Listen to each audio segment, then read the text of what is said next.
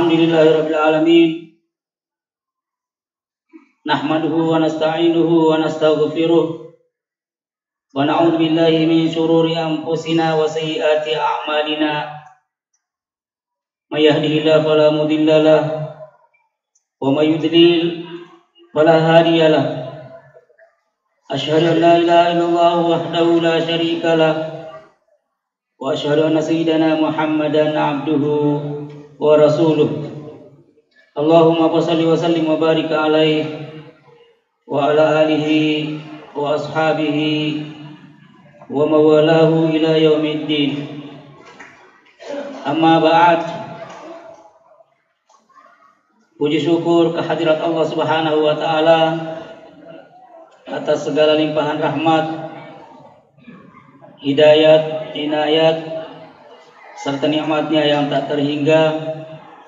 Alhamdulillahi rabbil alamin.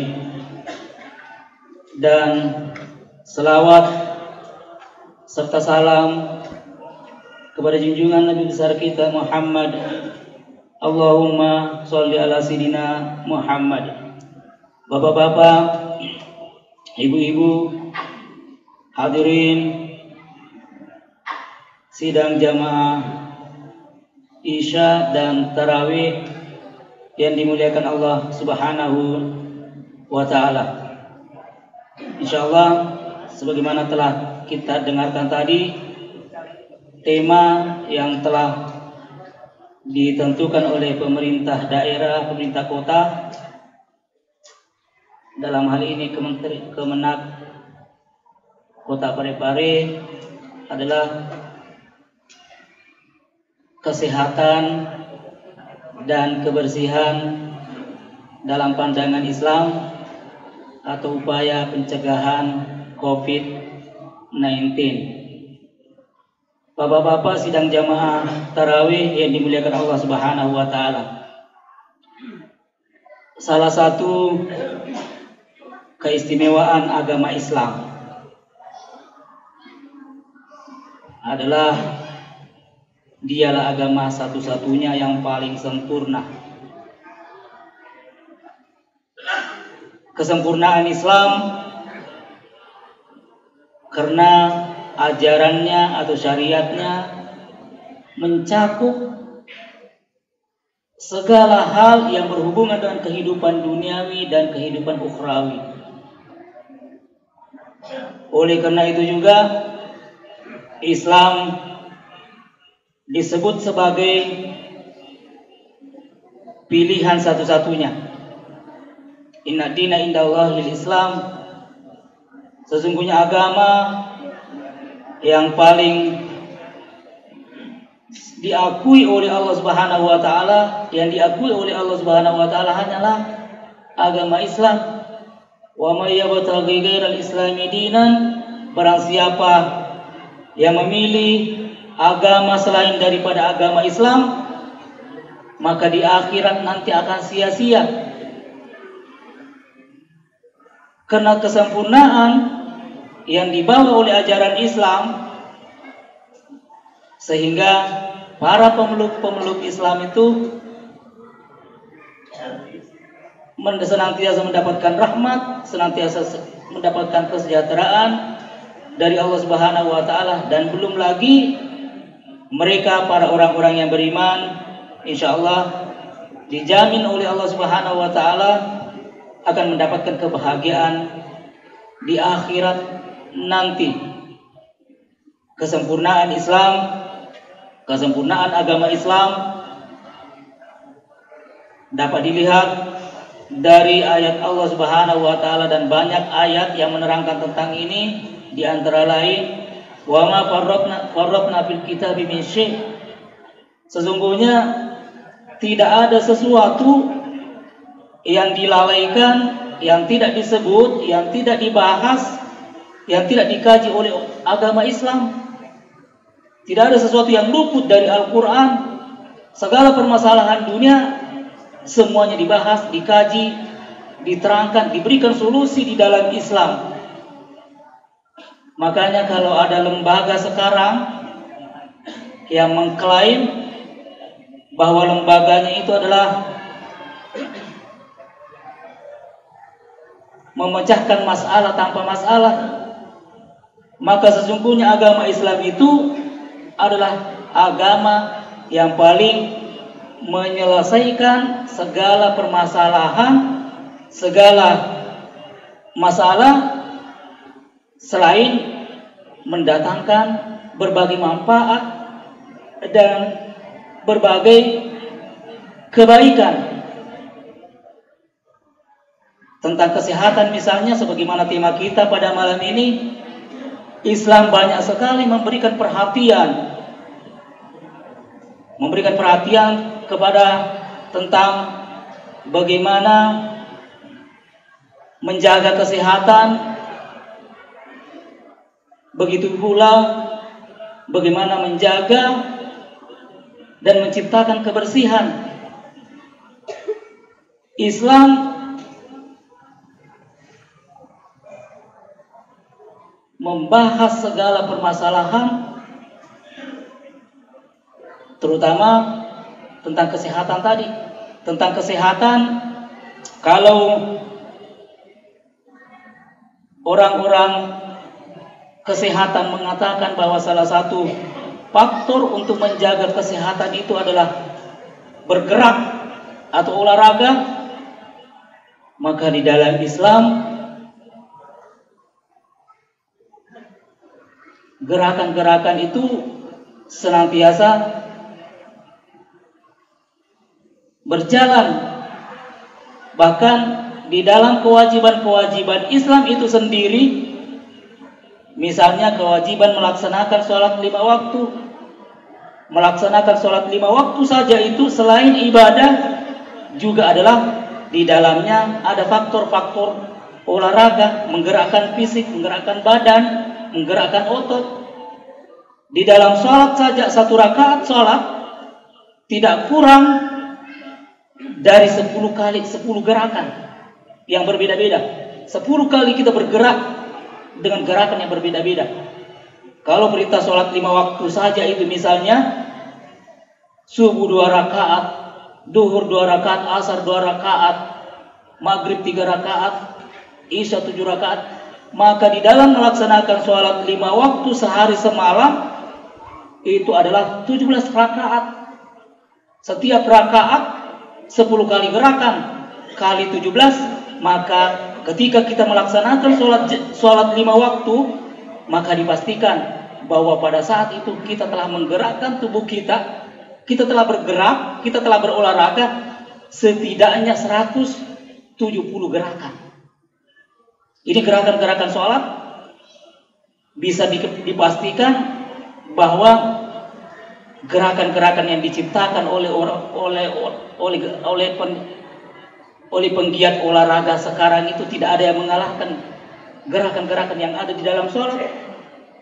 Katakanlah gerakan aerobik misalnya, atau gerakan seni poco-poco misalnya, gerakan di dalam sholat itu masih jauh lebih kaya, masih kreatif, masih lebih kreatif daripada gerakan-gerakan yang dilakukan oleh para praktisi olahraga yang lain. Nah, oleh karena itu, kalau dikatakan bahwa al-aqlul salim fil jism salim, bahwa akal yang sehat itu terdapat pada tubuh yang sehat, maka orang-orang yang senantiasa rutin istiqamah dalam menjalankan sholat 5 waktu saja, belum lagi sholat-sholat sunnah dan lain-lain, maka itu dengan gerakan sholat kita itu sudah cukup, lebih dari cukup untuk menggerakkan segala persendian kita, untuk memperlancar aliran darah kita dan menghilangkan kebekuan-kebekuan di dalam tubuh kita. Nah, oleh karena itu,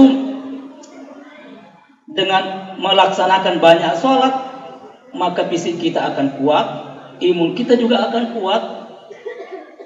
Dengan demikian, maka segala penyakit-penyakit seperti misalnya corona, COVID-19, maka itu sudah sudah bisa tertanggulangi, sudah bisa dihambat oleh gerakan dengan kekuatan fisik kita. Dengan banyaknya kita bergerak di dalam melaksanakan sholat 5 waktu ini, baru satu gerakan saja. Bahkan ketika marak-maraknya kemarin COVID-19 itu, berbagai ritmen kedokteran bagi orang yang terkena penyakit virus itu, penyakit corona, kalau mereka sudah akut, mereka diperintahkan, Islam atau tidak Islam, mereka kebanyakan diperintahkan untuk bersujud. Kenapa? Agar supaya dengan bersujud itu akan melonggarkan pernapasan kita. Di dalam Islam, di dalam sehari semalam tidak kurang dari 17 kali kita sujud. Nah, oleh karena itu, meskipun ini adalah ibadah di dalam Islam, tetapi sesungguhnya ketika Allah memerintahkan kepada kita umat Islam bahwa wa'mur ahlaka bis-sholati wastabir 'alaiha, perintahkanlah anak-anak kalian untuk melaksanakan sholat dan disiplinlah dalam menjalankan sholat itu. Sesungguhnya pada saat itu sesungguhnya kita memerintahkan kepada anak-anak kita untuk memperbanyak gerakan, untuk senantiasa bergerak. Karena dengan sholat mereka secara otomatis mereka akan bergerak. Belum lagi ini adalah gerakan, tentu saja adalah gerakan fisik. Belum lagi di dalam sholat itu kita masih dituntut untuk khusyuk. Maka di dalam melaksanakan sholat, selain menggerakkan tubuh, menggerakkan fisik, untuk merenggangkan urat-urat kita, melancarkan peredaran darah kita, maka kita juga pada saat yang bersamaan sedang mengolahragakan akal kita, sedang mengolahragakan pikiran kita, sedang mengolahragakan rohani kita. Dua olahraga yang diciptakan oleh sholat dalam waktu yang bersamaan dengan sangat efektif sekali. Tentang menjaga kesehatan lagi misalnya, ini masih berhubungan dengan ibadah-ibadah yang ada di dalam Islam. Yang ingin kita kesankan bagaimana Islam itu memberikan perhatian kepada kesehatan.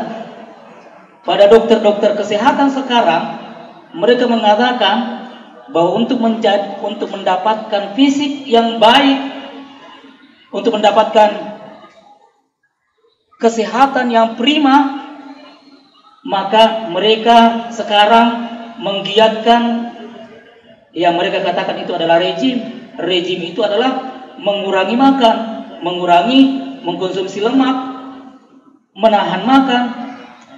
Padahal di dalam Islam kita sudah ada perintah puasa. Rejim bagi mereka itu kena secara kedokteran bahwa sesungguhnya kalau kita makan itu, apa saja yang kita makan yang masuk di dalam pencernaan kita, maka pencernaan kita itu akan bekerja 8 jam non-stop. Kalau kita makan sarapan misalnya jam 8, lalu kita makan siang jam 12, ini baru 4 jam, maka belum berhenti pencernaan kita bergerak, mencerna, kita tambah lagi makan, maka bekerja lagi, sore lagi kita makan lagi. Sama sekali selama 24 jam pabrik usus kita itu tidak berhenti bekerja. Ibaratnya pabrik batu misalnya, kalau bekerja terus, tentu saja dia juga akan mengalami tumpul. Nah, oleh karena itu dengan berpuasa, kita makan sahur jam 4 misalnya, lalu buka puasa nanti jam 6, maka setelah 8 jam pencernaan kita sudah berhenti, istirahat. Sebagaimana ibu-ibu rumah tangga kalau istirahat itu pasti mereka akan mengerjakan sesuatu, membersihkan rumah, membersihkan yang lain-lain. Begitu juga dengan pencernaan kita. Ketika dia istirahat, dia akan memakan segala sel-sel yang mati di dalam tubuh kita.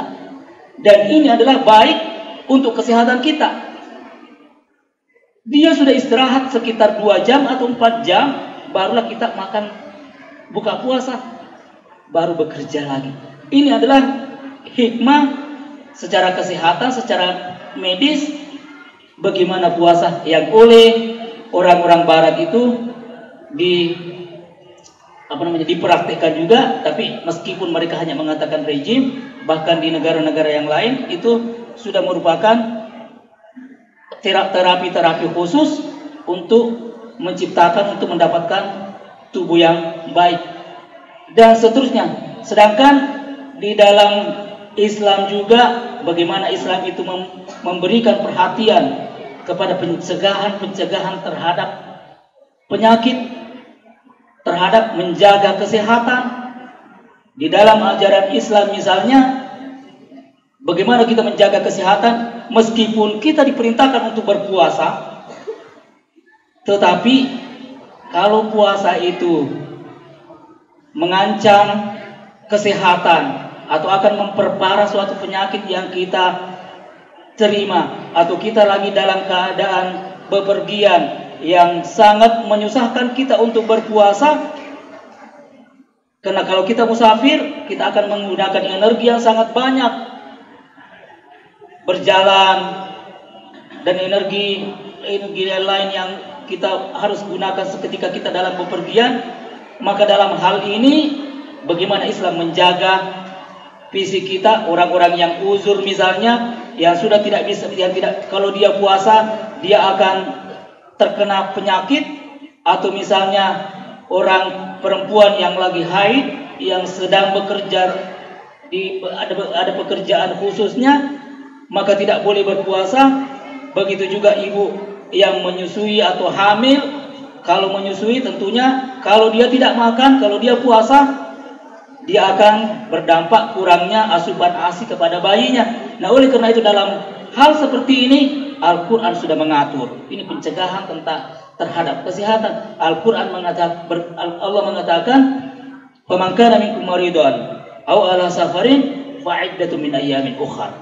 Barang siapa di antara kamu di dalam bulan suci Ramadan dalam keadaan sakit, yang kalau puasa itu akan memperparah penyakitnya, atau kalau dia puasa itu akan berakibat fatal dalam kesehatannya, maka pada kondisi seperti ini Islam membolehkan tidak puasa. Fa'idatu min ayyamin ukhra. Jangan berpuasa sekarang, cari waktu yang lain di luar bulan suci Ramadan, baru digantikan, wajib untuk digantikan. Begitu juga kalau kita lagi dalam keadaan musafir. Ini adalah cara-cara Islam mengajarkan kita bagaimana untuk mencegah terjadinya penyakit atau mengembangkan suatu penyakit. Maka di dalam melaksanakan kewajiban pun kita diberikan rambu-rambu tertentu, kita diberikan ajaran-ajaran tertentu. Misalnya di dalam melaksanakan sholat itu, kalau Nabi bersabda, la sholata liman la wudu'atalah, tidak sah salat bagi orang yang tidak berwudu. Tetapi dalam keadaan-keadaan tertentu, kalau kita sakit atau cuaca sangat dingin sekali yang tidak memungkinkan kita untuk menyentuh air, kalau kita menyentuh air bisa saja melahirkan alergi-alergi yang berakibat fatal pada pori-pori kita atau kulit kita, atau dalam keadaan dingin bisa saja kita mendapatkan akibat demam tulang dan seterusnya. Oleh karena itu Al-Quran mengatur lagi bahwa ini masalah kesehatan harus dicegah, harus diantisipasi. Maka Al-Quran mengatakan, fa illam tajidu ma'an, atau dalam posisi yang lain, wa tayammamu sa'idan, kalau tidak bisa menyentuh air atau tidak mendapatkan air, boleh bertayamum. Ini adalah bagian daripada rahmat dari agama Islam, dan tentu juga ini merupakan faktor daripada usaha agama Islam untuk menjaga kesehatan jasmani atau kesehatan rohani. Nah, begitu juga kita tidak perlu terlalu panjang karena masih ada tarawih. Begitu juga dengan yang berhubungan dengan kebersihan. Di dalam Al-Quran, di dalam hadis-hadis Nabi, banyak sekali ayat dan hadis asar yang berhubungan dengan kebersihan. Misalnya, wasiyabaka fatahhir, pakaianmu hendaklah dibersihkan. An-nadhafatu minal iman, kebersihan itu bagian daripada iman. Nah, di dalam prakteknya, di dalam Islam itu, kalau misalnya untuk mencegah penyakit-penyakit menular, setiap saat kita diharuskan untuk cuci tangan dan seterusnya, maka di dalam Islam dengan melaksanakan sholat secara rutin, setidaknya kita 5 kali cuci tangan dalam sehari semalam. Kita mau sholat subuh, kita harus berwudu, cuci tangan, bahkan bukan saja tangan yang dicuci, muka dicuci, kepala dicuci, kaki dicuci. Ini adalah bagian daripada faktor-faktor kebersihan di dalam Islam. Nah, oleh karena itu Nabi pernah menggambarkan kepada para sahabat. Nabi bersabda, "Atadaruna law anna ahadakum, tahukah kalian jika di antara kalian fihi narun yajri amama baiti, ada sebuah sungai yang mengalir di depan rumahnya, wa yaghtasilu fil yawmi khamsan, lalu tahukah kata kalian jika seseorang ada sungai mengalir di depan rumahnya, jika setiap hari dia bisa mandi di sungai itu atau mencuci kaki atau mencuci tangan di sungai itu, ayaqa'u fihi danas, 5 kali saja di dalam sehari, maka masih adakah penyakit, masih adakah kotoran yang masih tinggal di badannya. Ini adalah bagaimana Islam memberikan perhatian terhadap kesehatan. Tentang kesehatan, tentang kebersihan, Islam tidak pernah luput. Bahkan boleh dikatakan hampir semua syariat Islam itu semuanya mengarahkan kepada perbaikan dan pencegahan kesehatan, baik kesehatan jasmani maupun kesehatan rohani kita. Itu semuanya ditekankan di dalam Islam. Seperti misalnya kita dilarang memakan kotoran-kotoran, kita dilarang makan yang mengandung banyak penyakit, dilarang minum khamar karena khamar itu merusak otak. Dan ini semuanya adalah tujuan untuk menjaga kesehatan. Bahkan secara kesehatan secara olahraga misalnya, Nabi dari sejak awal-awal sudah menganjurkan, alimu auladakum birrimahati wassibaha wal khail, ajarkanlah anak-anakmu untuk belajar naik kuda, berenang dan memanah. Ini adalah olahraga praktis. Belum lagi tentang kesehatan jasmani, kebugaran fisik. Nabi mengatakan, al-mu'minul qawi khairun minal mu'minid dha'if. Mukmin yang kuat, yang kokoh, perkasa itu jauh lebih baik daripada orang mukmin yang loyo, yang tidak kuat dan seterusnya.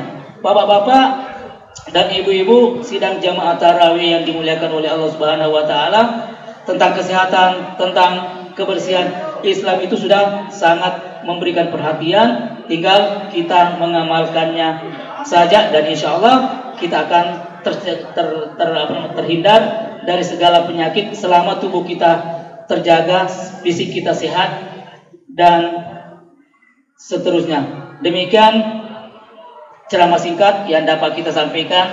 Mudah-mudahan ada manfaatnya kepada kita semuanya. Minallahil musta'an wa alaihi tiklan. Wassalamualaikum warahmatullahi wabarakatuh.